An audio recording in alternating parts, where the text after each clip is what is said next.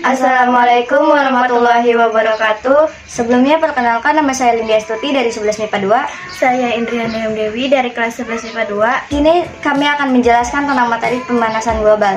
Di sini juga ada rumusan masalahnya. Yang pertama itu ada efek rumah kaca, yang kedua penyebab terjadinya pemanasan global, yang ketiga dampak pemanasan global, yang keempat itu pencegahan pemanasan global, yang kelima itu pengendalian pemanasan global. Di sini ada pengertian global warming. Global warming adalah proses peningkatan suhu rata atmosfer, laut, dan daratan yang disebabkan oleh berbagai faktor penyebab. IPCC menyimpulkan bahwa faktor penyebab terbesar global warming adalah peningkatan konsentrasi gas-gas rumah kaca akibat aktivitas manusia. Global warming dapat menyebabkan perubahan lain yang mengikuti seperti: yang pertama, ada naiknya permukaan air laut. Yang kedua, meningkatnya intensitas fenomena cuaca ekstrim. Di sini ada efek rumah kaca. Efek rumah kaca merupakan proses pemanasan permukaan suatu benda langit, terutama planet atau satelit, yang disebabkan oleh komposisi dan keadaan atmosfernya.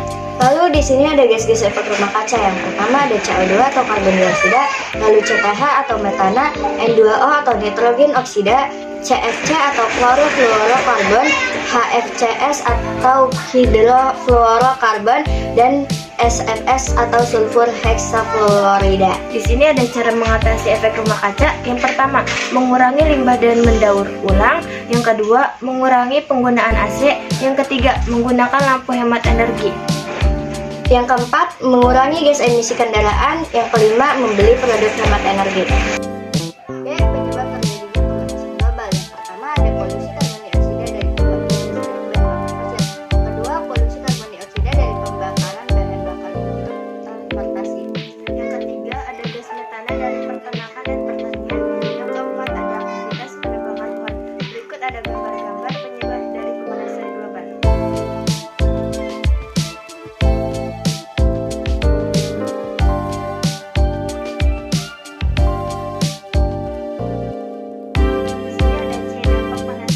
Yang pertama, ketidakstabilan iklim. Yang kedua, naiknya permukaan air laut. Yang ketiga, gangguan ekologi. Yang keempat, penyebaran penyakit. Yang kelima itu pergeseran ekosistem.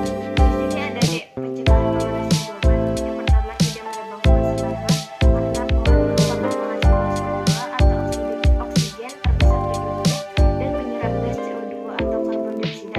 Berkurangnya pohon akan menyebabkan gas CO2 dapat dengan luas menyebar dan akhirnya membuat bumi semakin panas.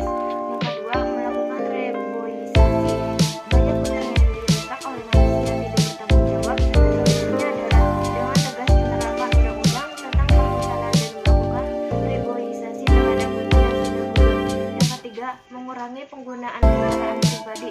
Pemakaian kendaraan pribadi menyebabkan borosnya penggunaan bahan bakar. Yang keempat, menggunakan kendaraan ramah lingkungan. Kendaraan yang bahan bakar yang ramah lingkungan adalah kendaraan yang bahan bakar listrik. Kelima, menanam lingkungan.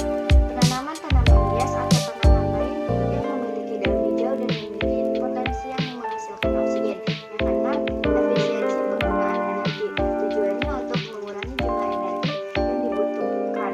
Yang ketujuh, sumber energi alternatif. Pemanasan global akibat produksi energi fosil yang terus meningkat, setidaknya dapat diatasi dengan tenaga nuklir.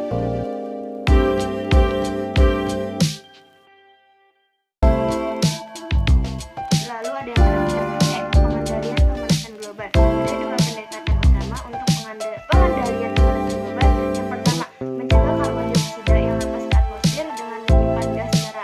Yang kedua, mengurangi produksi gas rumah kaca. Cara yang paling mudah untuk menghilangkan karbon dioksida di udara adalah dengan memelihara pepohonan dan menanam pohon yang lebih banyak lagi untuk langkah untuk mengatasinya.